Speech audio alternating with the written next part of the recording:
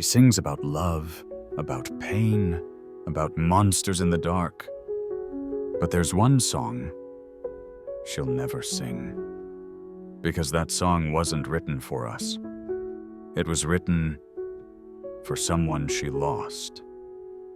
It started as a demo, an unnamed file in an old voice memo folder dated 3 years before Ocean Eyes went viral. Her team had gone digging through her archives, looking for unreleased gems for a documentary. They found hundreds of clips, half-finished choruses, breathless harmonies, melodies hummed into phones in parking lots. But one clip stood out. It wasn't labeled, just a timestamp, a date Billie never talks about, a week marked only by silence. They played the file, and what they heard wasn't singing, not exactly. It was Billie humming, soft, low, barely audible. And at the very end, a whisper, one line, "Come back before I forget your laugh." When she heard it again in the studio, she froze. She hadn't heard that recording in years. Her brother, Phineas, reached for the pause button. She shook her head. "Let it play." The team asked her what it was. She didn't answer. She just stared at the waveform on the screen, like if she blinked, it would disappear. The room was silent, until she spoke. "It's not a song," she said. "It's a memory." No one knew the full story, not even Phineas. But Billie remembered. Every second.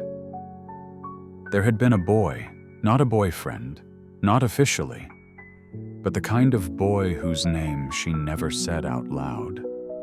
The kind of boy who sent voice notes instead of texts, who'd record her laughing during late-night walks, who made playlists titled, "In Case You're Sad." He had a motorcycle. He wrote poetry on napkins.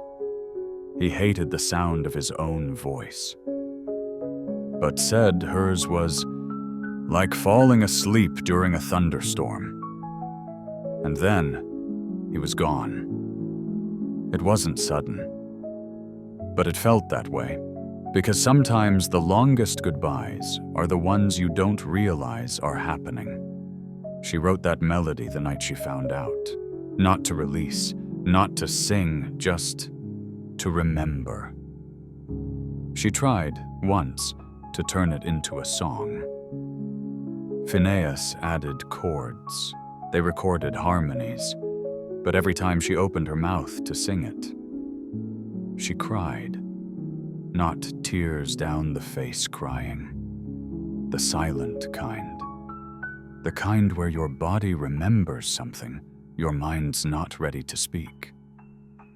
So they left it, unfinished, untouched. Until the documentary team stumbled across it again. They asked if she wanted to include it, as a bonus, a secret track, a hidden treasure. She said no.